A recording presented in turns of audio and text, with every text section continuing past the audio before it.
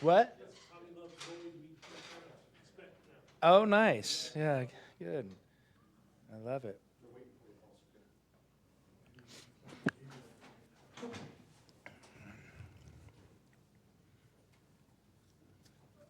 D-backs going to make the playoffs? What is it? What are they tied or one game? How many to go? We got the right pitchers thrown? Are we home or away? Oh, wow. Who do they got against who? Oh, okay. But Atlanta and the Mets, their next two games are probably going to get rained out by that hurricane, and they have to play a doubleheader on Monday, so this may not get decided until Monday. Probably won't be able to sleep. All right. Go ahead with questions for Coach here. First practice of the year started on Monday.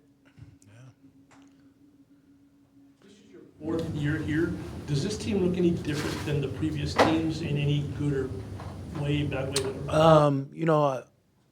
I think we're, on the right path with we've established a style of play that we're comfortable with and, the type of personnel we like to play with. So I think, along the lines, overall, I mean, there's a lot of similarities, but, any good program in the offseason you evaluate and, you maybe think about things, areas of growth, and in areas you want to reinforce and continue to get better at.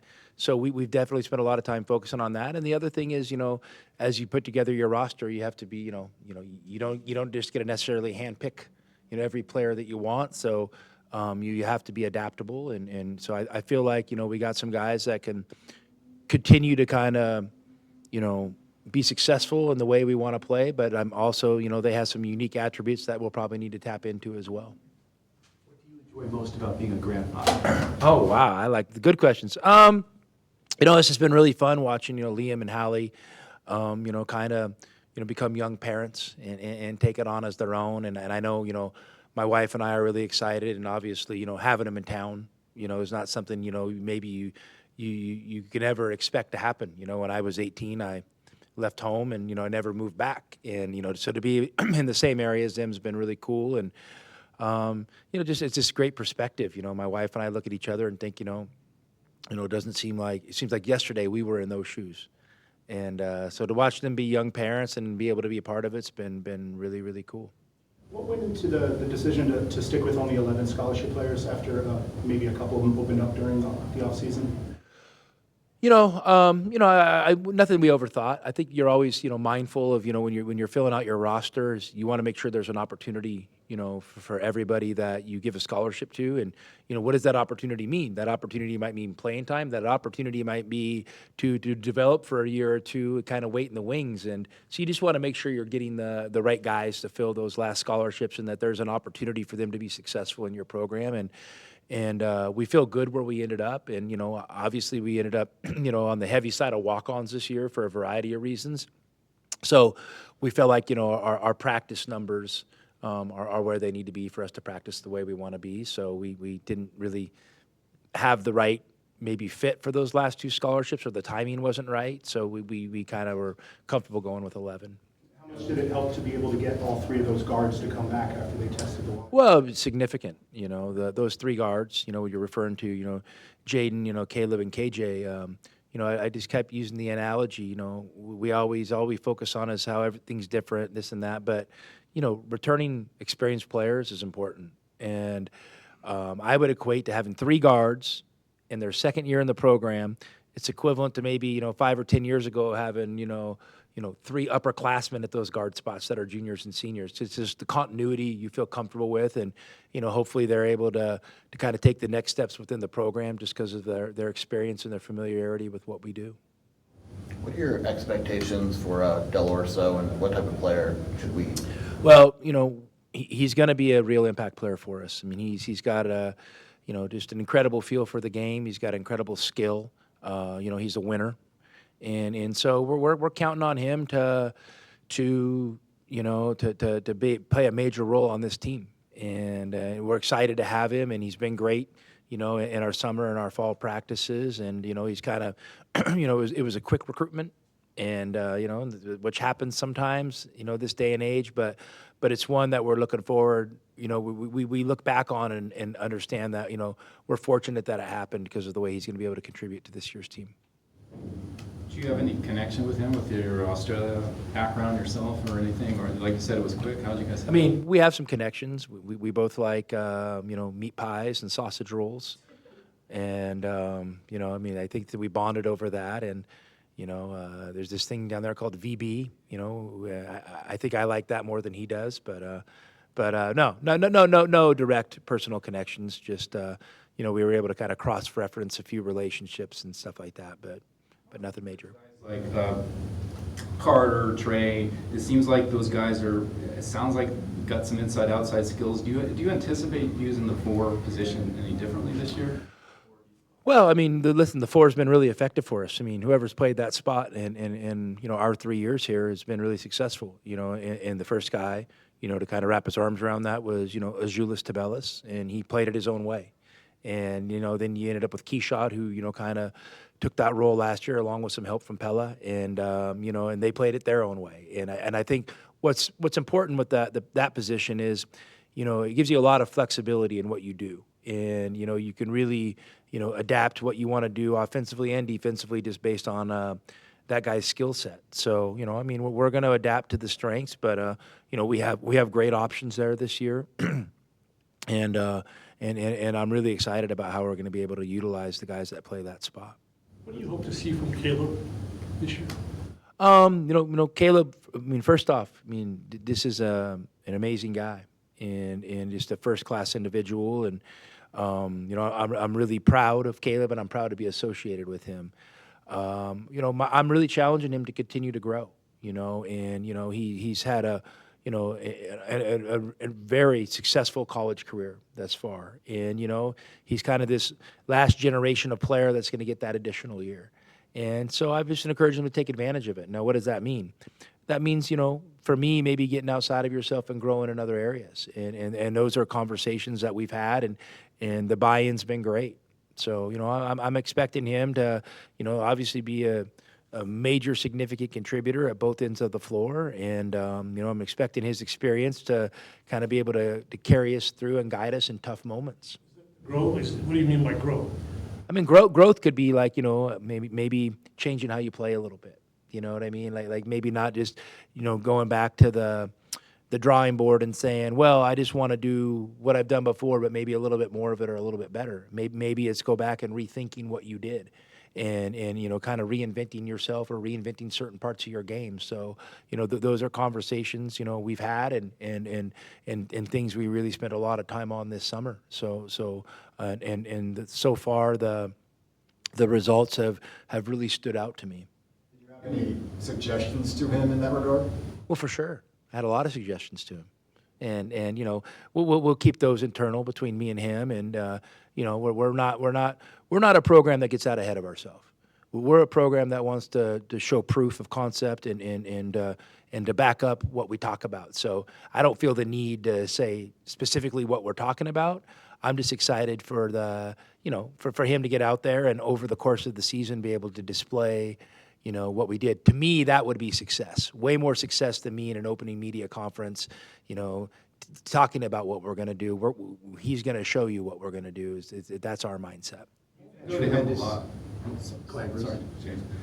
You went to him a lot in big moments, and I remember he said sometimes he after he shot a 3 or whatever, he would say, well, I should have driven, or I should have gotten a little closer, or whatever. I mean, is that kind of maybe at least a little bit of what you're looking at, just how he controls his game? Bruce, I think I was pretty clear. Caleb's a great player. We've asked him to make some adjustments to his game that he's fully embraced, and I think we'll let those show over the course of time.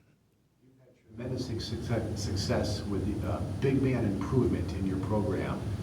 Is that type of improvement something that we could see from Lloyd? Well, I mean, I wouldn't just limit that to big man. I mean, player development is something that we take a ton of pride in as a staff, and we're mindful of every single day. And how we approach, practices and workouts. And, I love our collective group of bigs. I really appreciate each of them individually, but I really value how they come together as a core group. So I think each of those guys have made significant strides.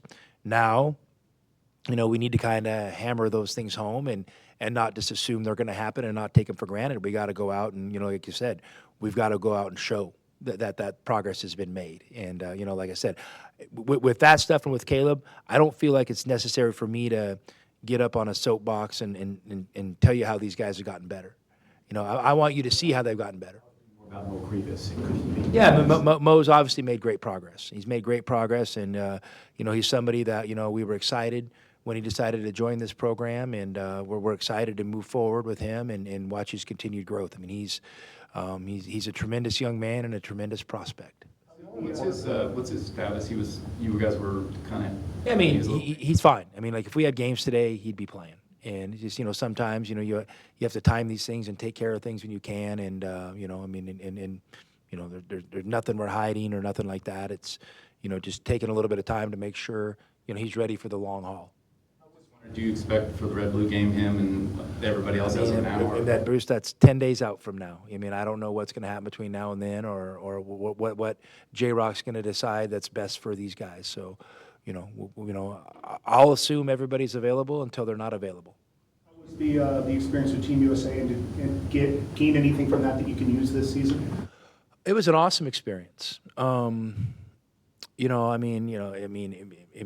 an incredible opportunity for me, personally, and something that I really appreciate being a part of. As far as specifics, I would say that, it was a great honor for me to, something you spend your life trying to develop your craft, to be able to represent my country doing that. So that kind of hits home a little bit more when you're kind of on that sideline, during the first game, at Argentina versus Argentina on the road. It's 47 degrees in the gym. The rims are 2 inches thick, and they play the national anthem. You're like, it means something, And so for me, there's this really cool, and I wish, everybody could experience what it feels like to represent a group.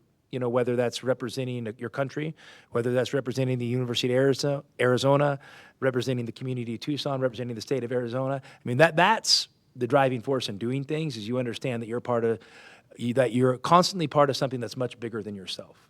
And, I think, overall our society needs a little bit more of that right now, because I think it gives you great perspective when you understand that you're serving others and you're a part of something bigger than yourself. And the honor to coach USA basketball hammered that home to me.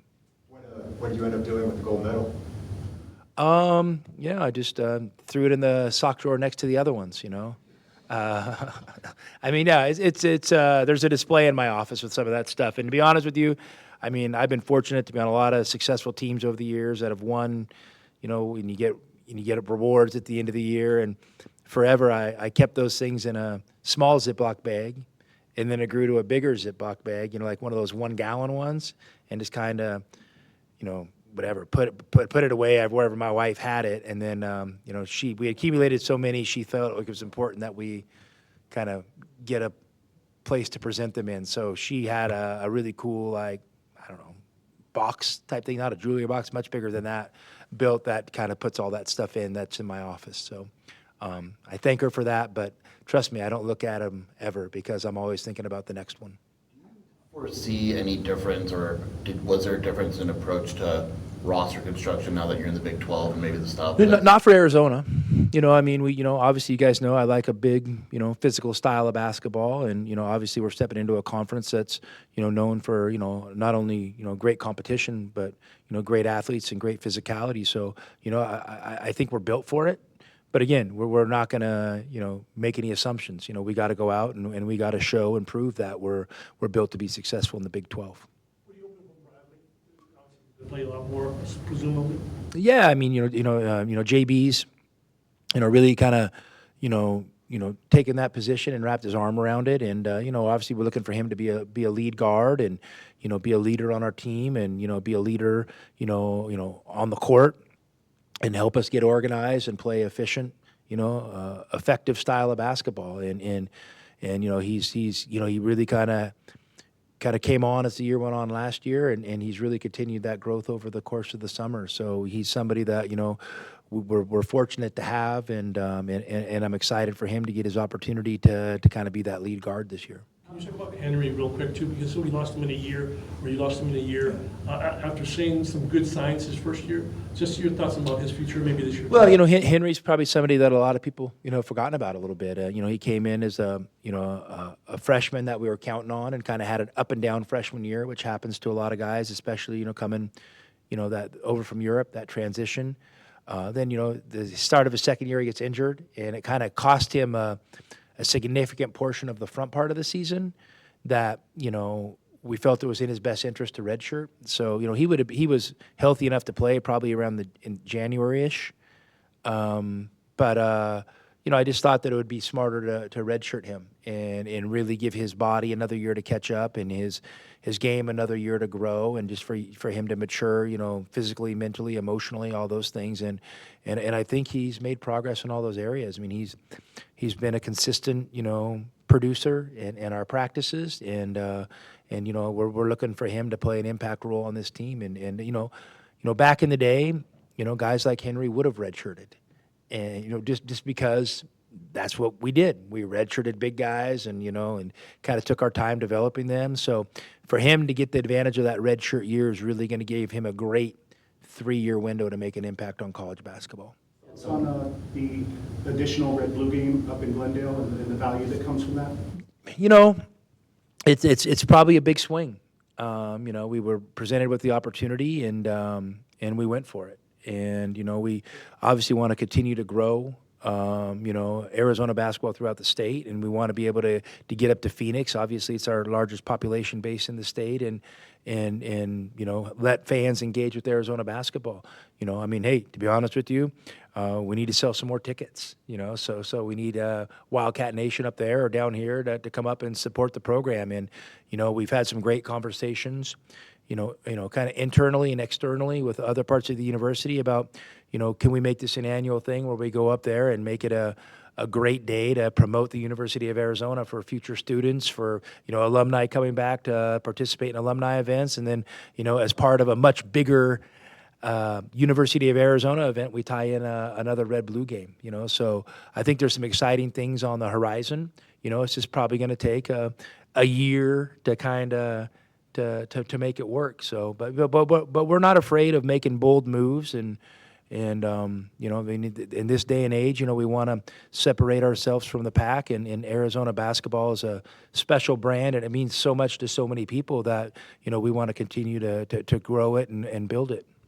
Some coaching changes this offseason with Ricardo Foist moving on. Can you talk a little bit about that, and just being able to promote from within and the benefits with that? Yeah, that's something, the promotion from within, something I really value. It really helped me in my coaching career. I was at a program where, if someone left, more often than not, the next guy up, was how we approached it. And to be able to do that was awesome here. And, and Rim and Ken and TJ are all guys that I'm very close to and have known for a lot of years. And they're great coaches, and they're great people. So I just felt the smartest move for us on the court was to continue to grow with those guys. Those guys know everything we've done the last 3 years, the good things, the bad things, and I think that's important. Not that, there's nothing wrong with getting outside input, but I still feel like we're at a point where we're kind of, continuing to develop and build, our philosophies, for how we want to play. And I just thought those guys, with the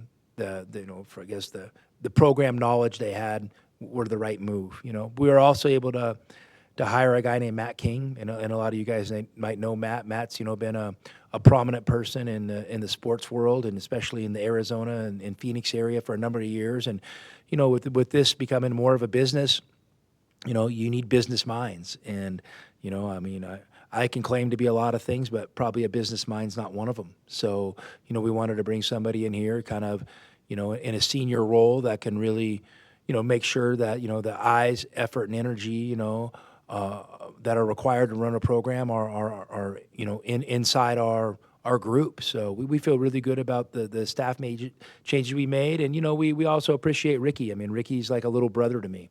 He and I have been together a lot of years, and, he may or may not be making an appearance in Tucson this weekend. And so we continue to be close. And for him, to continue to pursue his coaching dream and get back in the NBA is something that we're really excited about for him.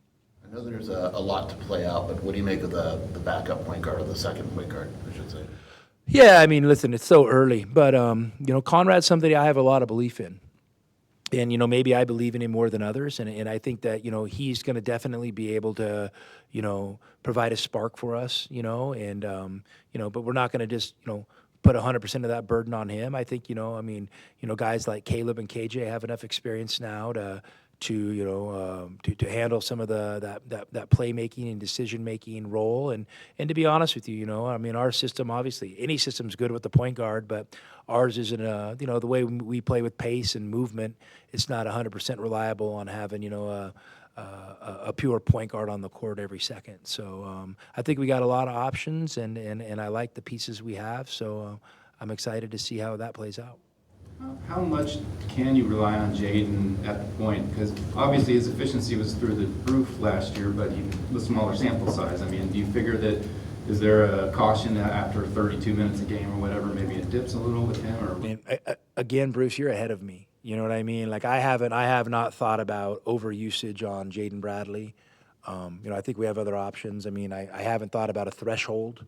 At 28 minutes, he, diminishes. Like, I think it has to play out a little bit. I mean, maybe he's like the running back that in the fourth quarter, the more carries you give him, the stronger he gets. Maybe he's Jerome Bettis. I don't know.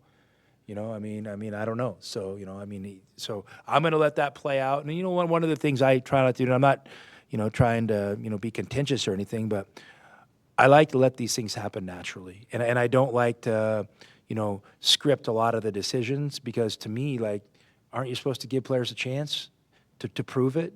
And we're really happy with the team we have. And now they have an opportunity to go out and, prove what they can and can't do. And so, especially early in a training camp, we're just gonna kind of practice and hey, this is our core identity. We're gonna hammer on this. These are some new things we're trying to get better. Let's see. Let's tinker with these things. Here, this was a weakness last year. Let's address this. And then so we'll kind of approach it like that and let all those things kind of play out ahead of us. Big 12 schedule coming out tomorrow, just thoughts overall on the overall slate, including the non-conference ones you put together? Yeah, I mean, listen, I'm happy with our schedule.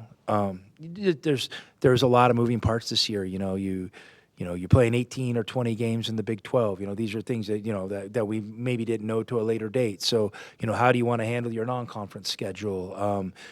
What is it going to look like? Are you going to have any buys in the second part of the year? Like I said, we didn't know a lot of these answers early. So obviously I've seen the schedule, and it's incredibly challenging, but I think it's an awesome opportunity. And we're excited to be part of the Big 12. We're excited to be part of the conference that is thought to be the number one basketball conference in the country. But again, it's easy to say number one basketball conference in the country, but now us as a program and us as a conference got to go out and prove it. Do you know or care if you double up on some of the road games? And does that matter if you're chartered? I mean, I've been doubling up my whole coaching career. So, like, for me, it'll probably be weird to go play one game and come home. So, like, I'm not concerned about the double up do. I mean, that's, what we did at Gonzaga all those years. It's what we've done in the Pac-12, my 3 years here. So it's all I kind of know. Is there a connection to Luka Doncic, and what did you make of his unofficial commitment? Well, I mean, I think as a community, we need to rally around an NIL plan, see if we can get him here next year. I mean, listen, I had no idea that happened. I thought it was really cool because I'm not on the socials much. So somebody basically told me, and I'm like, oh, I mean, that's pretty cool. I mean, I know Luka's, I've heard from numerous people that he's a great guy and, and great with his teammates and fun to be around. And I know great guys that are fun to be around seem to do really well in Tucson. So, I mean, I think he'd be one of us. Along those lines, I'm sure you heard about the Vegas quarterback who left his team. He wasn't getting I haven't paid. heard, but what about it? He left his team. They were 3-0. He's the quarterback. He wasn't getting paid his NIL, promised NIL, alleged, so he left. you think that's, not here, but maybe I a mean, problem? honestly, I don't think I have enough information on something like that to even make a comment, and so I don't want to make an off-the-cuff comment like, that could be misconstrued. So, I mean, definitely complicated times, and I hope it works out for all the parties involved. Considering everything he's been through with his health and his career over the last few years, what do you make of Christian Coloco getting back in the NBA and signing? I was able to see Christian, last week, and I'm excited for him. I mean, he just, you talk about just an incredible person, and for him to, kind of, struggle with the development the first few years of college that it takes, and then kind of be able to have that third year where he kind of took off a little bit and had a lot of success to get drafted, to kind of figuring out the things in the NBA, and then dealing with health issues out of nowhere, that really aren't related to anything at all to do with basketball. It's a lot for a young guy to take in. So to see him work himself through that, and it looks like there's going to be a positive outcome is really encouraging.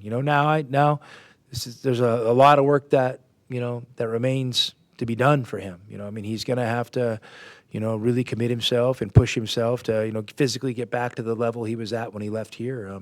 Because I think if he does that, with his character and his talent, he's got a chance to have a successful NBA career.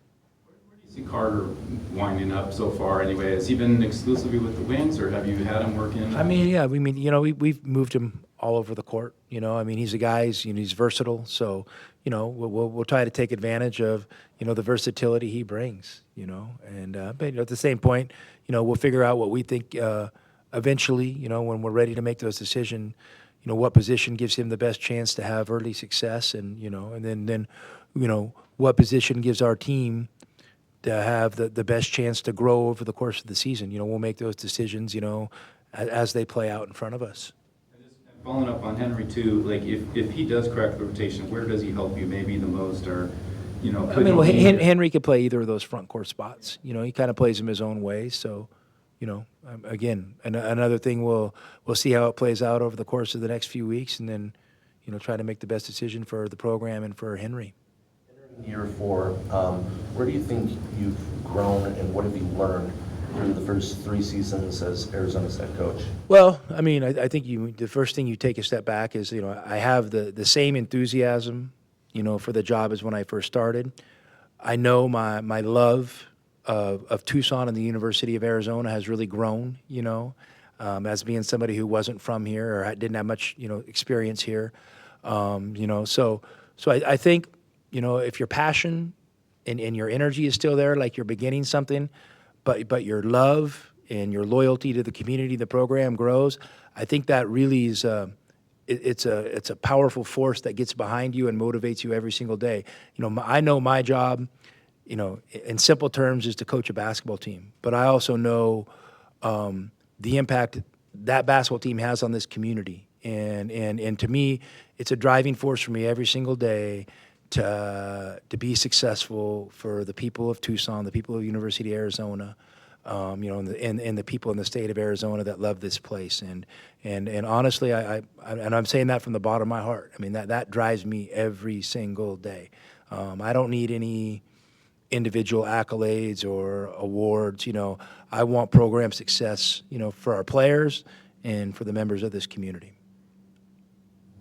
How about Emmanuel? How's he? I thought that was a good one to end on right there. Sorry. I kind of hit it home, and then I was almost going to mic drop it, and then you came with out of left field.